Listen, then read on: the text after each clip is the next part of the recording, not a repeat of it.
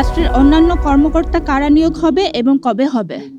এইটা তো একটা রাষ্ট্রীয় পলিসি যে এখানে বিচারপতি যারা আছেন এই বিচারপতিরা এখনো দায়িত্ব পালন করতেছে।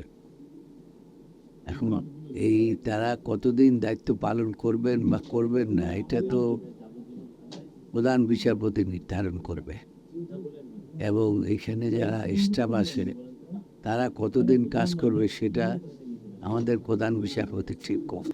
আপনারা দেশের প্রধান রাজনৈতিক দল হিসেবে কি এককভাবে রাষ্ট্রের আইন কর্মকর্তাদের নিয়োগ দিতে পারবেন?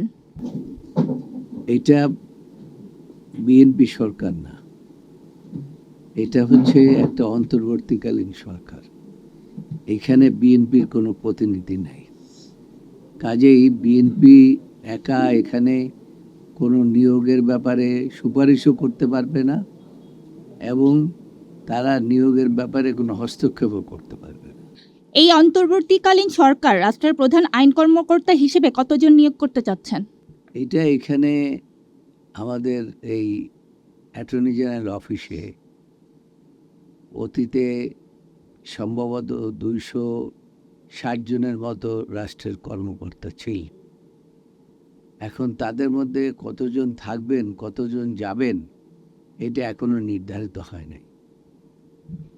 এই ক্ষেত্রে আপনারা দেশের প্রধান রাজনৈতিক দলের সঙ্গে দল হিসেবে কতজন আইন কর্মকর্তা পাচ্ছেন? না, রাষ্ট্রের এখন তো ইন্টেরিয়াম গভর্নমেন্টের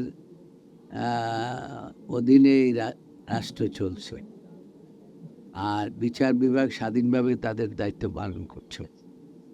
তো এখানে কতদিন চলবে সেটা সরকার এটা ভবিষ্যতেই বলে দেবে, এখন তো আমাদের পক্ষে বলা